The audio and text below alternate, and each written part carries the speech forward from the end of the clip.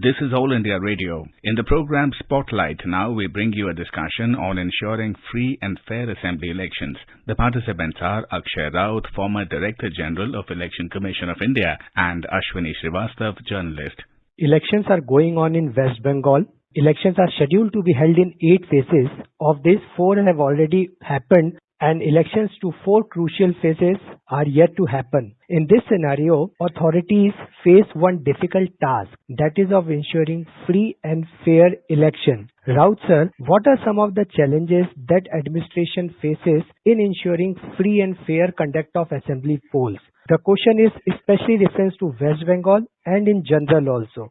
I am sure you have in mind the ongoing 5 assembly elections, and particularly the 8th phase election in West Bengal, which has gone into quite a bit of difficulty in terms of management and in terms of the future of democratic process in the country as well. From the time the election started in 1951 till today, we just had Bihar elections some months back, and we have very different type of election in each of the 5 places where elections are being held now. In 4, Assam, Kerala, Tamil Nadu and Puducherry, the polling process is over, right. But in West Bengal it is on.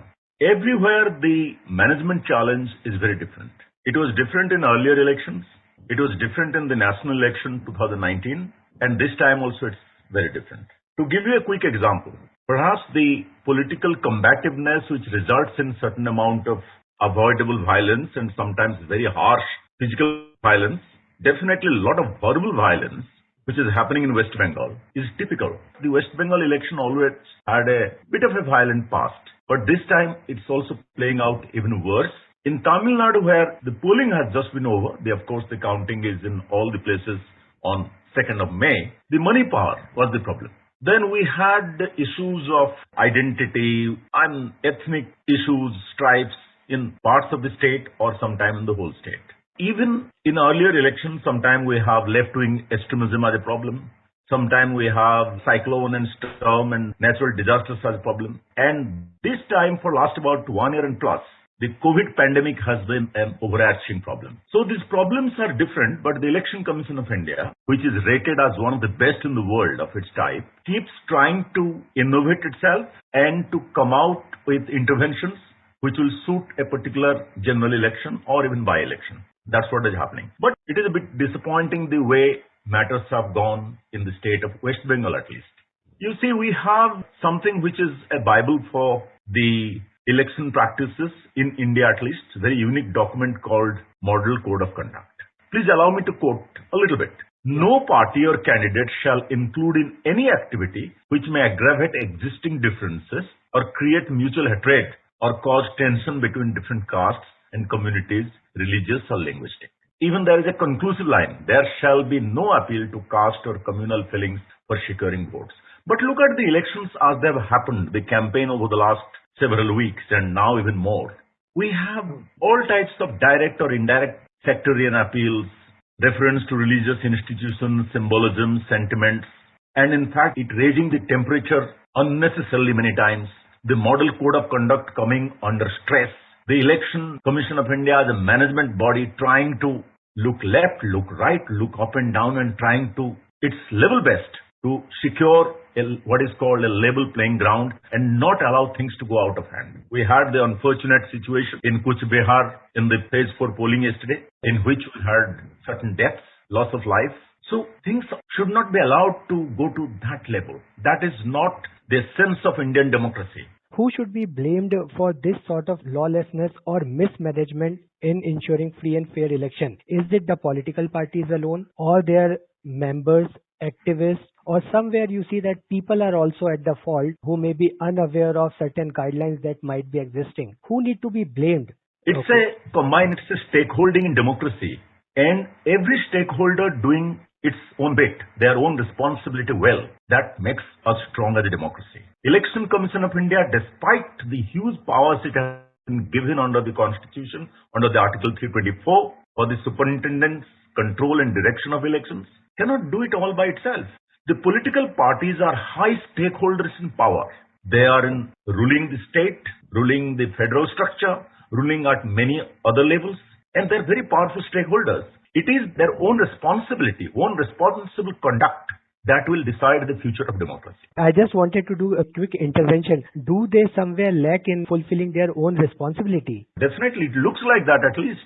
They're all mature and large political parties with huge membership. Some are age-old, some even come before the independence of India. And they have given to India so many top leaders. They have ideologies, they have manifestos which speak about all good things. But when it comes to campaigning, suddenly the temperature, the aggressiveness increases so much. And lot of direct flouting and sometimes in subterfuge, the flouting of the norms. I think a lot of responsibility comes squarely on the political parties to conduct themselves in an appropriate manner so that people are not agitated.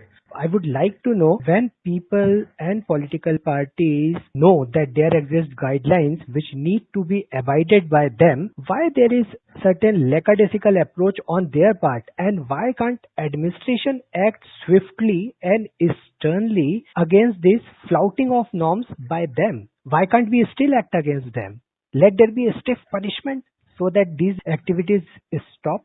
There is a big debate, Sunilji, about how far to go. Just yesterday, if you have seen that after what happened in Kuch Behar, Election Commission of India has come out with very strong sort of action, which includes extending of the silent period from 48 hours to 72 hours, also banning any political leader to go to that place, which is very important, which we are not discussing yet in this discussion, is the flouting of the COVID-19 protocol by political activists, participants. Yes. And all of us know what situation we are in terms of COVID pandemic. Election Commission of India has come out with a very strong type of note to the political parties to make sure that in the remaining phases of West Bengal election, at least, a strong adherence to COVID protocol.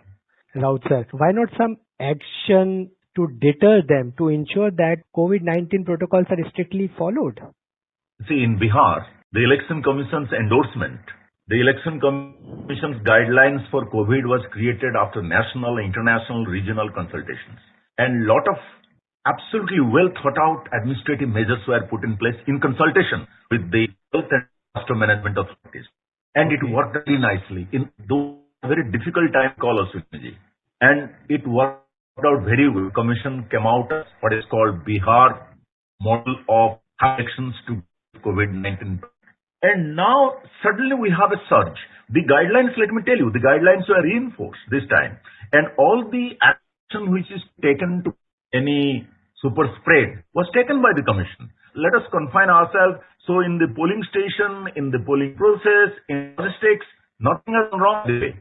What is wrong is the action and behavior of the political activists and political parties and political rally and processions, only in the campaign side. So the campaign side, we have a model code of conduct, which is a voluntary code unique to India, in which the willing adherence has been given by political parties themselves.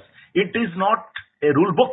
It's not a book of statute, but it has worked because every political party says, okay, it's a document which we are going to follow. And now COVID guidelines have also been added as a sequence to that for this COVID period.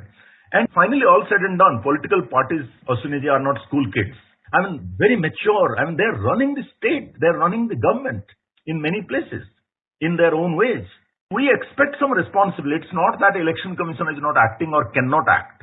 But there is something called a Lakshman Rekha. And it's a delicate balance about up to which Election Commission should push and up to what political parties should themselves voluntarily follow a code. But if it comes to that, I have seen Election Commission also acting very strong. And I will not be surprised, like yesterday, in the coming phases, if Election Commission again does few things which are very strict. And at some point of time, the person who is at the receiving end of the action, a political party or a leader, they cry foul.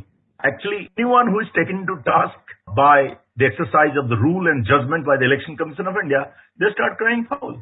Give an example of media. You represent media, and media is supposed to be self-regulated. Right. Media, very rightly, under freedom of expression, it is expected that there will not be any type of state control or regulation on them. They will self-regulate, behave responsibly themselves. That's great. I think something similar applies to political parties. Though there is a model code, there is the Election Commission of India which can do anything for fair conduct of elections. But actually, in practice, political parties fully. And I think in the coming years, I think the owners, after the West Bengal experience again, I would expect that there would be a tighter regulation, and political parties will be expected to follow the rule book more and more. Right. One of the main problems which most of the administration face in ensuring free and fair election is the false narrative or the fake news that is spread through social media or other platforms these days. Do you feel that there is also a need to regulate these platforms, though guidelines exist? I am aware of the Election Commission of India's guidelines, which they root through. PCI has issued these guidelines and Election Commission of India emphasizes on it. Do you feel that somewhere social media or the fake news on social media need to be checked strictly? That has come as a problem. About 10 years back, when I was a little more actively associated with the Election Commission of India, we had an issue. You would recall that time. We had an issue called paid news, right? And it was more reflected in the print media and to a good extent on television. But at that time, the social media had not come out with that on the electoral field. But then, social media has become a problem in protecting the level playing field in elections.